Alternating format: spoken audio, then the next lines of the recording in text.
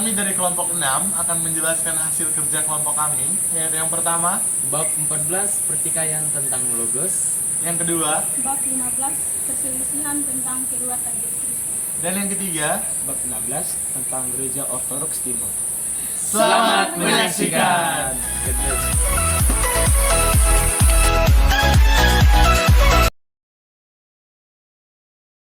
Pastinya kita semua mengetahui Origenes, di mana menurut Origenes, Logos itu adalah setengah Allah atau Allah kedua.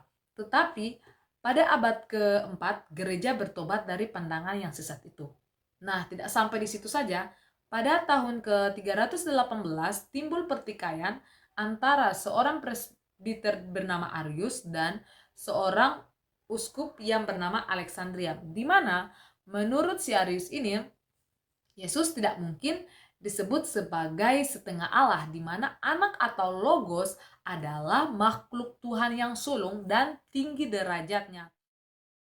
Nah teman-teman, tetapi kesimpulan dari Alexandria ini adalah logos itu dapat diartikan sama seperti Yohanes dengan pendahuluan Injilnya, tetapi juga sama dengan Ireneus, di mana logos itu bukanlah suatu zat antara Allah dan dunia, tetapi Logos itu adalah Allah yang sedari kekal. Saya akan melanjutkan penjelasan tentang pertikaian Logos di bagian ketiga dan keempat. Konsili di Nisea. Konsili ini merupakan sidang yang digelar oleh Kaisar Konstantinus untuk memperdamaikan kedua pihak, yaitu Arius dan pihak Alexander, yang selalu saling selisih paham atau saling berbantah-bantahan tentang Logos. Konsili ini digelar di Nisea atau daerah di Asia Kecil dekat Konstantinopel pada tahun 325. Konsili ini dipimpin oleh kaisar dengan jumlah anggota konsili tersebut sekitar 250 sampai 300 uskup. 5 diantaranya merupakan uskup dari barat. Konsili ini menghasilkan sebuah rumusan tentang logos, yaitu bahwa logos atau anak itu adalah homoousios dengan Bapa. Perjuangan Athanasius. Ternyata konsili di Nisea tidak bisa menyelesaikan selisih paham antara Arius dan Alexandria. Kemudian muncul seorang tokoh yang bernama Athanasius yang merupakan seorang uskup yang menggantikan Alexander pada tahun 328 di daerah Alexandria. Athanasius mendapat perlawanan keras dari seorang Eusebius. Eusebius ini adalah uskup dari Konstantinopel, sahabat dari Arius, yang memegang konsep teologi dari Origenes. Sampai pada tahun 335, Athanasius itu pernah dibuang selama 2 tahun ke Trier di negeri Lotharing karena mendapat dusta dan umpat. Dusta dan umpat ini merupakan suatu gerakan yang dilakukan Eusebius dengan rekan-rekannya untuk mencapai tujuannya dan mendapat kekuasaan itu di gereja bagian timur. Tak berhenti di situ, Athanasius ini juga sampai beberapa kali dibuang, kemudian lari, balik lagi, kemudian dibuang lagi, hingga beberapa saat. Athanasius ini selalu ingin mempertahankan kebenaran Injil, yakni ketika anak itu masuk ke dalam dunia ini, Allah sendiri datang menyelamatkan manusia. Ia menjelaskan anak itu bukan suatu makhluk dan bukan setengah Allah atau Allah yang kedua, melainkan anak itu suatu zat dengan Bapa dalam segala-galanya. Kemudian, Athanasius menggunakan rumusan, Logos sama sekali sehakikat dengan Allah Bapa. Walaupun Logos dan Allah harus dibedakan, tetapi pada hakikatnya mereka satu, mereka sama. Kemudian, golongan Nisea baru yang merupakan penganut Origenes membuat rumusan baru, yaitu Logos homoousios dengan Allah, namun dengan arti zat Logos menyerupai zat Bapa. Rumusan baru ini dibuat karena mereka tidak sepaham dengan rumusan Athanasius yang dianggap radikal karena menceraikan atau membedakan antara anak itu dengan Bapa. Golongan Nisea ini juga mencari perdamaian dengan Athanasius di sinode di Alexandria pada tahun 362.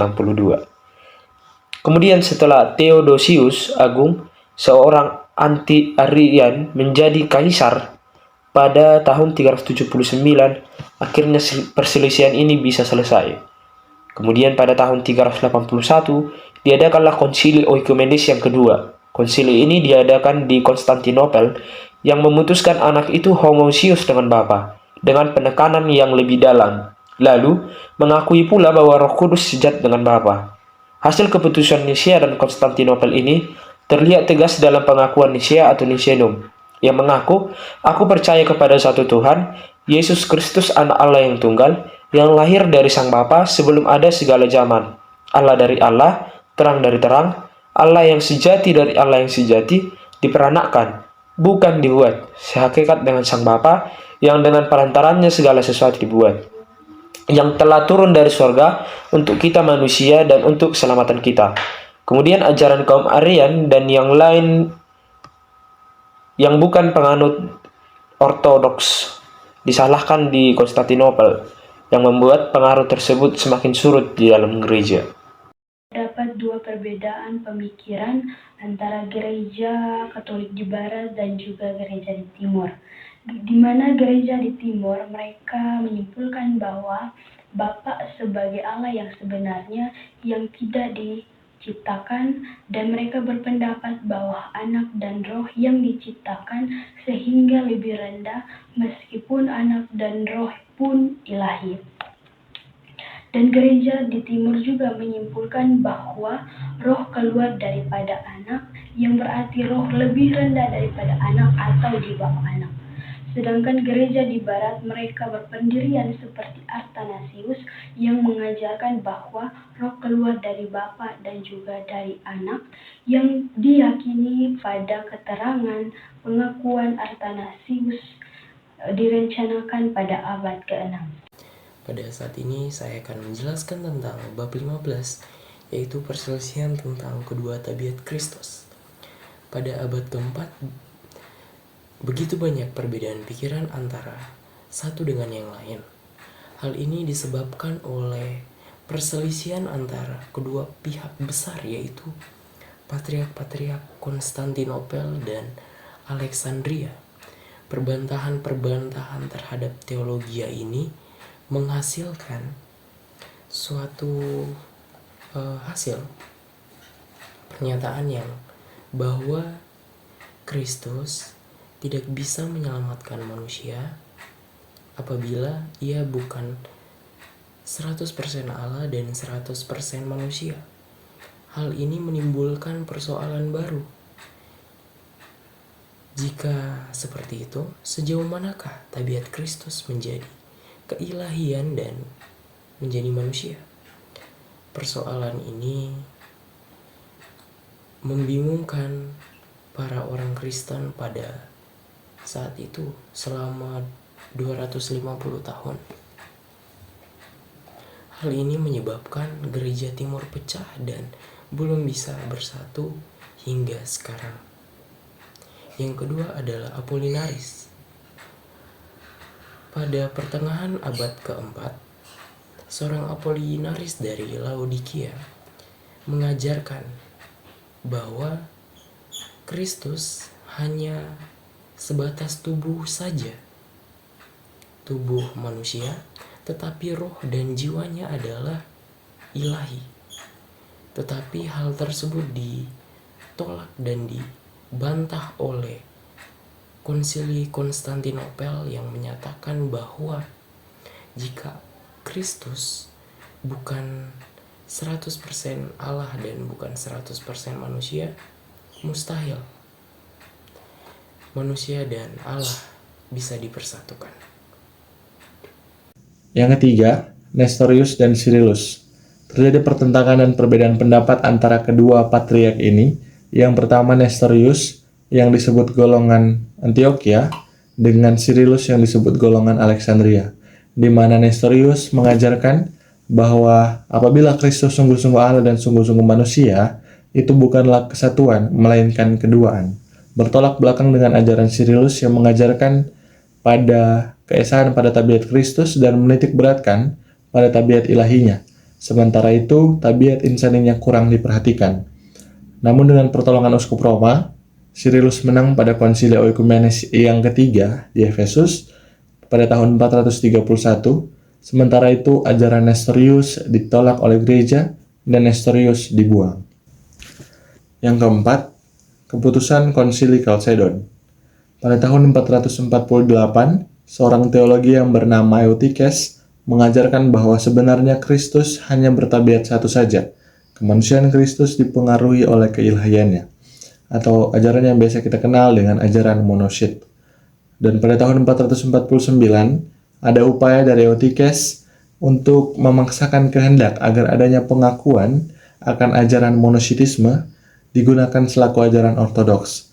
Peristiwa besar itu kita kenal dengan peristiwa Sinode Penyamun. Namun hal tersebut ditolak oleh uskup Rom pertama, yaitu Leo I. Pada tahun 451, di Chalcedon diadakanlah konsili Oikumenes yang keempat untuk menjawab persoalan di atas. Konsili ini menjadi yang terbesar dalam sejarah gereja lama, di mana 600 orang uskup bersidang, menghasilkan keputusan sebagai berikut. Yang pertama, Kristus bukan bertabiat satu, mengikuti ajaran Alexandria, dan bukan bertabiat dua, mengikuti ajaran Antioquia, melainkan ia bertabiat dua di dalam satu oknum. Yang kedua tabiat ini tidak bercampur dan tidak berubah, atau melawan Eutyches, dan tidak terbagi dan tidak terpisah, atau melawan Nestorius. Di sini saya akan menjelaskan tentang perpisahan dalam gereja timur.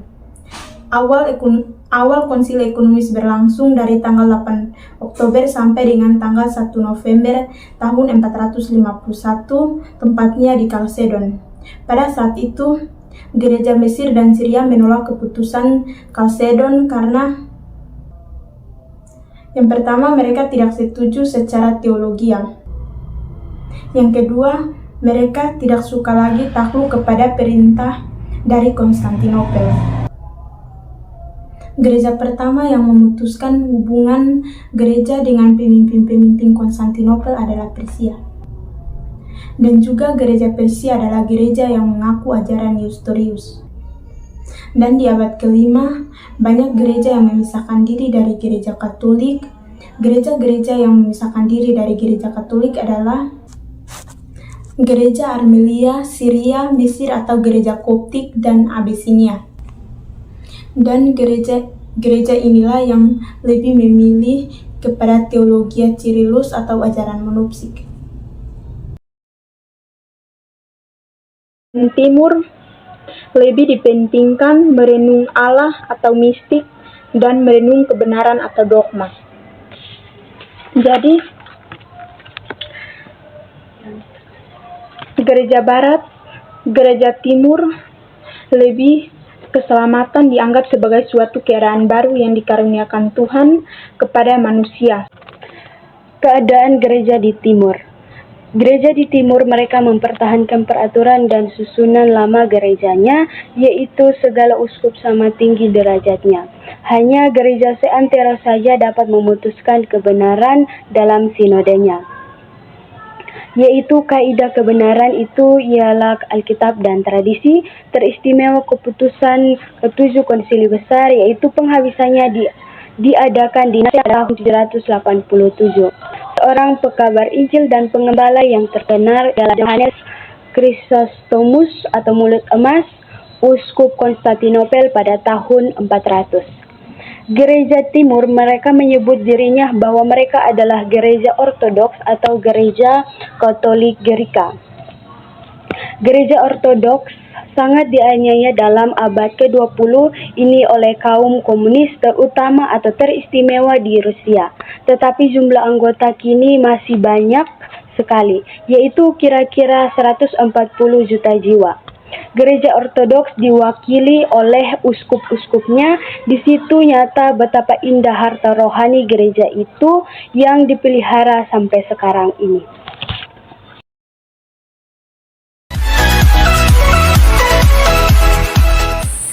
Sekian video presentasi dari kelompok kami. Terima kasih sudah menonton. Bye-bye.